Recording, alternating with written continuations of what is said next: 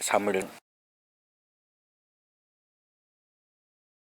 제가 1절 읽겠습니다. 여호와의 궤가 블레셋 사람의 지방에 있은지 7달이라. 여호와의 궤를 도로 가져왔으니 너희는 내려와서 그것을 너희에게 옮겨가라. 자, 지난주에 블레셋이 전쟁에 이겨서 여호와의 법궤를 가져갔지만 이스라엘 백성 믿는 사람들에게는 그게 법궤가 하나님의 큰 축복입니다. 법궤에는 우리가 잘 아는 대로 만나가 들어있죠. 이스라엘 백성들이 광야에서 먹었던 그 만나가 들어있고, 또 아론의 싹이 난 지팡이, 그 지팡이가 멀쩡한 지팡이에서 싹이 났으니 그것은 바로 우리가 예수 믿는 사람들이 죽었던 영혼이 살아나는 그 부활을 상징합니다. 그리고 하나님의 백성이 살아야 될 십계명이 들어 있습니다. 그렇죠? 그 십계명이 들어 있는데, 이게 하나님을 잘 믿고 섬기는 사람들에게는 큰 축복이 되지만, 다곤의 신 앞에 그 여호와의 궤를 뒀는데 오히려 하나님께서 역사하셔서 그들을 몸뚱아리까지 다 하나님께서 치신 것을 우리가 지난주에 봤습니다. 그래서 이것이 사람들에게는 큰 두려움이 있고 사람들에게는 큰 재앙으로 이렇게 다가왔다라는 겁니다. 자, 이것은 몇 가지 뜻이 있는데, 그것은 재앙은 죄인들에게 하나님이 내리시는 심판 가운데 하나이다라는 것을 보여주고 있습니다. 그래서 우리가 이 육신적인 이 세상에 고난과 질병이 많고 재앙이 있는 것은, 그것이 하나님의 우리가 큰 관점에서는 하나님의 그 심판의 하나의 그 관점에서 봐야 된다라는 겁니다. 근데 우리가 또 지혜롭지 못하게 무슨 자연 재난을 당한데 거기에다 대고 하나님께서 심판하셨다, 우리가 그렇게 이야기하면 안 됩니다. 그것은 우리 믿음으로 하나님께서 언젠가는 이 세상을 저렇게 심판하실 거구나, 그 재앙이 굉장히 어떤 인간의 힘으로 못하잖아요. 자연재앙은 인간의 힘으로 못합니다. 그 재앙이 너무나 오늘날 그 일본의 여러 재앙들이 일어나는 거 보면 그런 걸 통하여서 하나님의 심판의 그 엄중함, 이런 것들을 우리가 생각해야 되고, 반드시 우상은 하나님께서 치리하신다라는 것을 보여주고 있다라는 겁니다. 두 번째로는 하나님께서는 이 인생의 생사화복을 주장하시는 분이다. 죽고 사는 것이 다 하나님의 뜻에 달려있다라는 겁니다. 그래서 우리가 이 세상을 살면서 이것만 제대로 믿고 살아도 우리가 하나님을 더 깊이 이렇게 신뢰할 수 있다라는 겁니다. 궁극적으로는 하나님께서 모든 이런 것들을 통해서 사람을 완전히 심판하기를 원하는 것이 아니라 회개하고 하나님께로 돌아올 기회를 주시는 거다라는 것을 제가 지난주에 잠깐 이렇게 말씀을 드렸습니다. 자, 근데 오늘 1절에 보면 그 영광이 될 수도 있는 그 여호와의 궤가 블레셋 사람의 지방에 있은지 7달이라. 이 사람들이 자기들에게 재앙이 내리지만 이 어떻게 하지를 못하는 거예요. 지금 이게 뭔가 잘못 건드려 놓은 거예요. 이게 그렇게 해서 지금 이제 7달 동안 있었는데, 이걸 이제 지혜롭게 해결하기 위해서 그냥 누구한테 물어보면 제일 쉬워요? 이스라엘 백성들한테, 제사장한테 찾아가면 제일 쉬운데, 이 사람들은, 불신자들은 끝까지 이런 하나님께서 아주 쉽게 해결할 수 있는 이 법궤가 제사장들이 다 다루어 왔고, 이스라엘 백성들이 어떻게 예배를 드리는지 우리가 사사기 시대에 다 알고 왔잖아요. 그런데도 이 사람들은 이 하나님의 방법을 쓰지 않고 불신자의 방법 그대로 쓴다라는 겁니다. 그래서 블레셋 사람들의 제사장과 복술자들을 불러와 가지고 이제 일종의 점을 치는 거죠. 참 이 사람이 어떤 그 관습이나 문화나 종교에 매여 있으면요, 그걸 참 벗어나기 어렵습니다. 우리가 그런 걸 참 많이 보죠. 그죠? 우리 한국 사회도 옛날에 참 예수 믿기가 어렵잖아요. 지금 다른 이 동남아시아나 또 모슬렘 국가에서는 어렸을 때부터 그런 걸 믿고 왔기 때문에 참 그걸 벗어나기가 어렵습니다. 근데 이 사람들이 하나님의 방법으로 이 이스라엘 백성들에게 물어보면 쉬울 거를 이 복술자들을 불렀는데, 하나님은 이런 불신자들도 사용하여서 하나님의 일과 하나님의 역사를 이룹니다. 우리가 잘 아는 대로 정말 점쟁이들은 자기들이 해결할 수 없는 문제는 뭐라고 이야기합니까? 당신은 이거는 이제는 어떤 방법으로도 안 되니까 당신 교회 가야 된다. 그렇게 이야기하는 경우가 있습니다. 예. 왜냐하면 하나님은 그 구원한 백성을 사랑하고 이끌기 위해서 그런 방법을 가끔 사용한다라는 겁니다. 그러니까 이제 이 사람들이 어떻게 하면 원래 있던 그 본처의 장소로 어떻게 하면 하나님이 원하셨던 그 실로로 보낼 것인가, 그걸 의논을 하게 되었다라는 겁니다. 자, 그럴 때 이 사람들이 이 해결 방법을 알기는 알아요. 자, 뭐라고 이야기했냐면, 무엇으로 그들에게 드릴 속건제를 삼을고, 속건제를 드려야 된다는 거예요. 이스라엘 백성.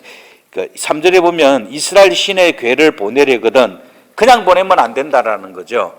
그에게 속건제를 드려야 할지니 그리하면 병도 낫고 그 손을 너희에게서 옮기지 아니하는 영고도 알리라. 왜 이런 일이 있었는지 하나님 앞에 속건제를 드리게 되면 너희들이 알게 된다라는 겁니다. 이 속죄제하고 속건제가 조금 다릅니다.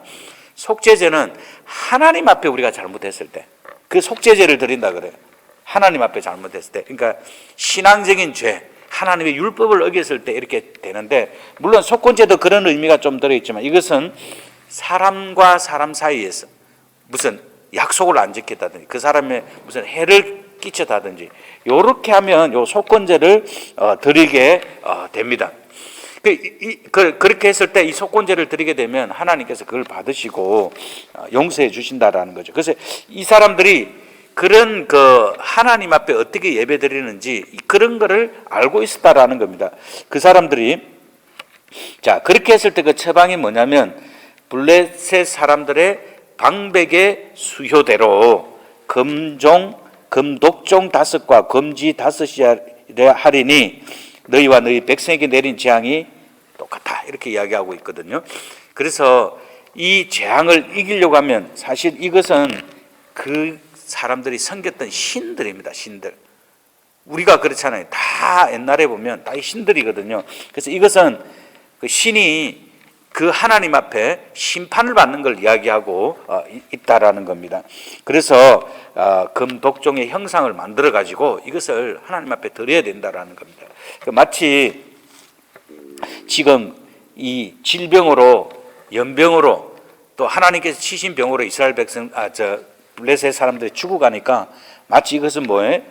이스라엘 백성들이 광야에서 하나님께서 그들의 불신앙을 심판하실 때 불뱀을 보냈잖아요. 그죠? 그 불뱀을 보냈을 때 노뱀을 만들어갖고 뱀을 쳐다본다는, 다 살게 한다는 그런 것들을 이 사람들이 다 알고 있는 거죠. 그러니까 그런 어떤 그 해결 방식을 내어서 이제 그 해결을 하기를 원합니다. 근데 이제 여기 보면 5절에 보면 여호와께서 그 손을 너희와 너희 신들과 너희 땅에서 경하게 하실까 하노라. 그래서 그렇게 하면 그 하나님께서, 여기 이 고백이 되게 중요하잖아요. 너희 신들과 너희 땅에서, 그러니까 백성들을 이야기하는 거죠. 그죠? 그래서 이 복술자들 또는 그 이방 제사장들도 하나님이 가장 위대하다라는 것을 자기들 입 스스로 고백하게 합니다. 그래서 하나님이 이 블레셋에 이 법궤가 보낸 이유가 있게 돼 있습니다. 그래서 자, 그렇게 됐을 때 지금 이스라엘 백성들은 이 법궤를 찾아오는데 아무런 어떤 액션을 하지 않습니다. 그러니까 7개월 7달이 지났음에도 불구하고 이스라엘 백성들은 전쟁을 한다든지 하나님 앞에 열심히 서서 법궤를 가져오려고 한다든지 그런 해결 방책을 내지 않았을 때 하나님은 그 뒤에서 일을 하셔서 원래 이스라엘 백성들이 하나님을 잘 섬길 수 있는 장소로 옮기시게 한다는 거죠. 여기에서 우리가 하나님의 은혜를 우리는 찾을 수 있어야 된다는 겁니다. 나는 느끼지 못해도 하나님은 우리를 위해서 보이지 않는 손길로 하나님께서 일하신다라는 겁니다. 자, 그 다음에 그 법궤를 어떻게 갖고 갈 것이냐. 법궤는 갖고 가는 방법이 레위기에 정해져 있잖아요. 제사장들이 그 법궤를 울러 메고 가야 됩니다. 근데 이 사람들은 그런 제사장이 없으니까 지금 수레를 만들고 멍에를 메어보지 아니한 젖 나는 소 둘을 끌어다가 수레를 소에 메우고 그 송아지들은 떼어 집으로 돌아보내고 여호와의 궤를 가져다가 수레에 싣고 속건제 드릴 금 보물 담은 상자에 담아 궤 곁에 두고 그것을 보내어 가게 하고, 이제 이 사람들이 그걸 법궤를 어떻게 돌려 보내야 될지 이제 그 계획을 이렇게 하게 되었습니다. 그럴 때 여기 보면 전나는 암소죠, 그죠? 전나는 소를 끌어다가, 그러니까 소가 이 새끼를 낳아가지고 지금 새끼를에게 음식을, 그러니까 젖을 먹여야 되는데 그 소를 가지고 가게 된다라는 겁니다. 자, 그렇게 해서 이 사람들이, 자, 9절을 좀 보겠습니다.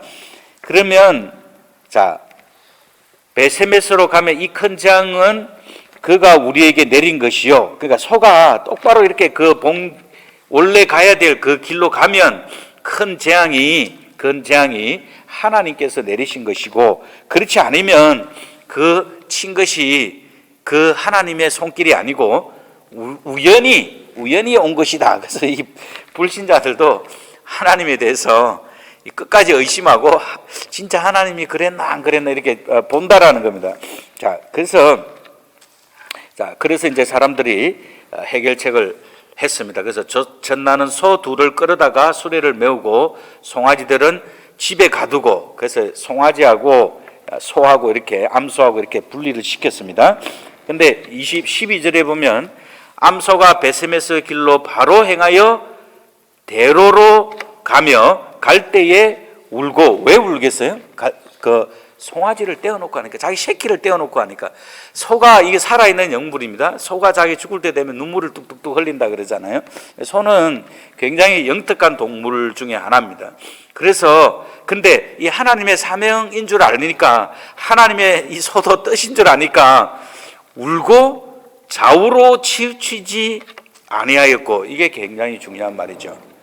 그래서 하나님을 섬기는 방법, 하나님의 법궤를 매는 하나님의 말씀 가운데 우리가 살아야 될 삶의 자세를 우리들에게 보여주고 있다라는 겁니다.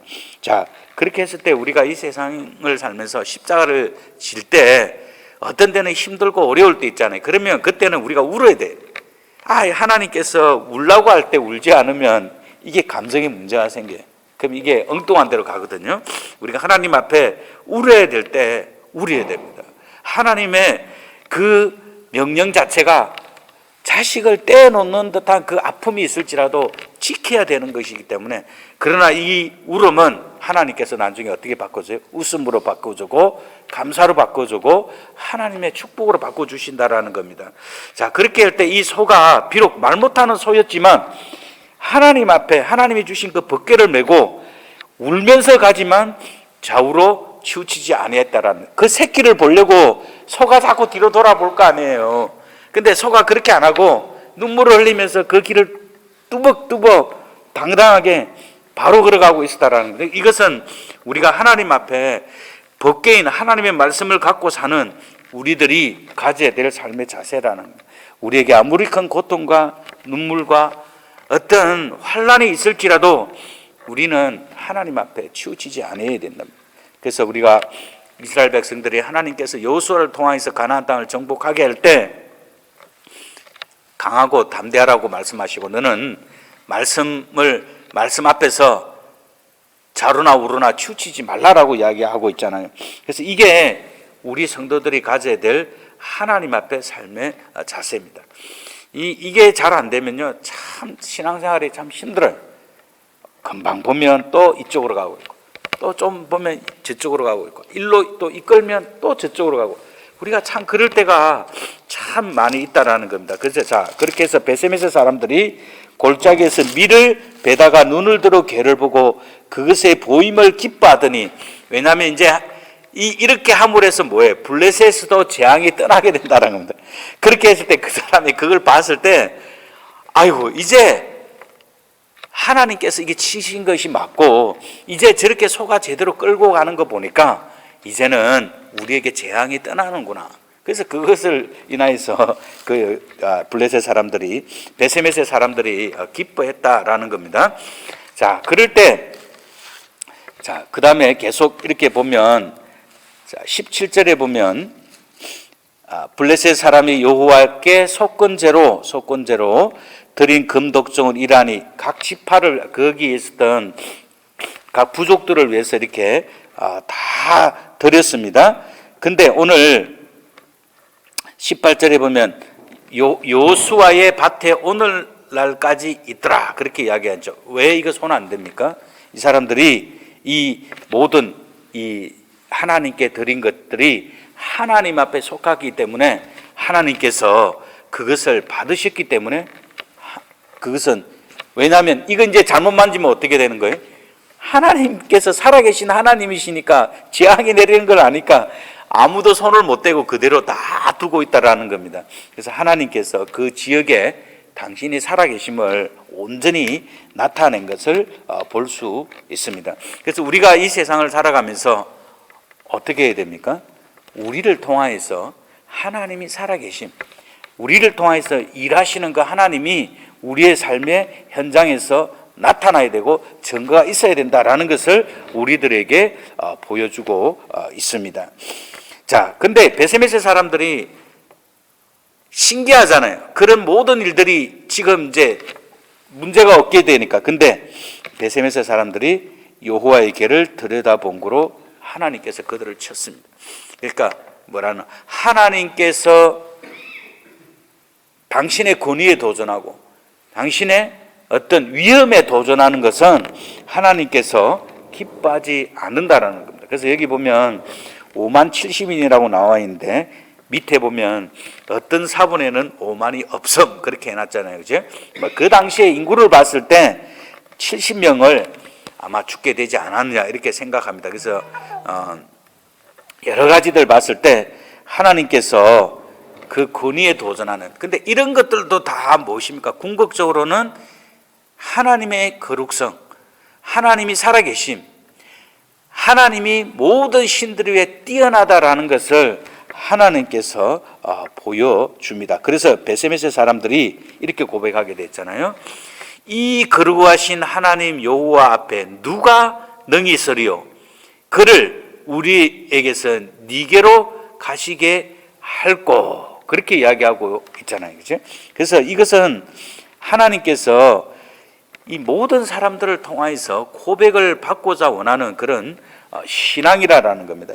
하나님 앞에 누가 감히 도전을 하고 대적을 하고 덤빌 수 있겠습니까? 그럴 수 없는 겁니다. 이 사람들이 봐서는 안 되는 하나님의 권위에 그 도전한 거거든요. 하나님의 영광은 우리 죄인된 인간이 볼 수 없습니다. 근데 이게 안에 뭐가 들었길래 이런가 하고 그걸 본 그 죄를 하나님께서 가볍게 여기지 아니하셨다라는 것을 오늘 이 말씀을 통해서 우리가 알 수 있습니다. 자, 그렇게 했을 때 결국에는 다음에 보면 이제 하나님의 궤가 어떻게 옮겨가는지에 대한 말씀이 나옵니다. 7장 2절에 보면 이스라엘 온 족속이 여호와를 사모하니라. 이제 이 말씀이 되거든요. 그러니까 하나님은 그때까지 기다리셨다가 하나님께서 이렇게 여호와의 궤가 온전히 이스라엘 땅으로 돌아오는 것을 볼 수 있습니다. 우리가 하나님의 말씀, 하나님의 은혜, 참으로 우리 영혼은 갈급해야 되고 사모해야 됩니다. 그러면 요한복음에 말씀하신 것처럼 하나님께서 그 배에 생수의 강이 흐르게 하셔서 우리 속에 생명의 역사로 채워주시고, 이 하나님께서 오늘은 이런 심판으로 임하셨지만 하나님의 궁극적인 목적은 심판이 아니라 살리시기를 원하시는 그 목적을 갖고 있다라는 것을 보여주고 있습니다. 그래서 우리가 하나님의 사랑, 하나님의 심판, 이것은 뗄래야 뗄 수 없는 그런 관계고, 그 속에서 우리 그리스도인들은 하나님의 자비를 봅니다. 하나님의 긍휼을 보고 하나님의 사랑을 봅니다. 근데 불신자들은 어때요? 그 속에서 하나님 무섭구나, 하나님은 심판하실 수밖에 없구나, 이 세상 사람들이 다 그렇게 보잖아요. 하나님의 일하심을 우리가 볼 때 우리는 하나님의 높으심, 하나님의 위대하심을 이야기하지만, 불신자는 어때? 아니, 하나님이 살아있으면 어떻게 그럴 수 있느냐, 이렇게 이야기하잖아요. 그 죄도 절대로 가벼운 죄가 아니다라는 겁니다. 우리가 그렇게 생각했을 때 하나님 앞에 좀 더 신중하고 하나님 앞에 더 진중한 자세가 필요하고 우리의 신앙을 함부로 생각하고 세상 것과 쉽게 바꾸려고 하는 그 못된 유혹에서 우리는 벗어나야 된다라는 겁니다. 이 암소가 말 못하는 소가 눈물을 흘리면서 좌우로나 우로나 치우치지 않고 하나님의 법궤를 가져가다가 나중에 어떻게 그 소를 제가 14절 제대로 이야기하는데 그 자기 자신의 몸을 완전히 다 태워서 드리는 번제로 하나님 앞에 드렸잖아요. 그래서 바울이 그 이야기를 했잖아요. 나의 달려갈 길을 다 달려가고 내 삶을 하나님 앞에 번제로 다 드렸다 그렇게 이야기하고 있잖아요. 그래서 이것이 우리가 하나님 앞에 걸어가야 될 삶의 제사를 다 삶의 예배를 우리들에게 다 보여주고 있습니다. 이 삶이 이 세상에서 어떤 것보다도 가치 있고 어떤 것보다도 위대하고 어떤 것하고도 바꿀 수 없는 삶의 가장 위대한 본질이라는 겁니다.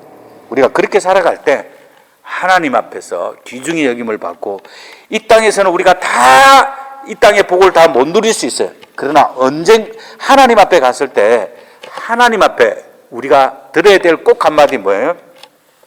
잘했다. 칭찬받는 종이 될 수 있다는 겁니다. 우리가 그런 삶으로 오늘 우리가 암소도 말 못하는 미물도 그렇게 살아간대. 우리도 하나님 앞에 마음을 바꾸지 않고 이렇게 살아가서 하나님 앞에 온전한 삶으로 영광 돌리는 우리 복음교회 모든 식구들이 되시길 주님의 이름으로 축원합니다. 예, 기도하도록 하겠습니다.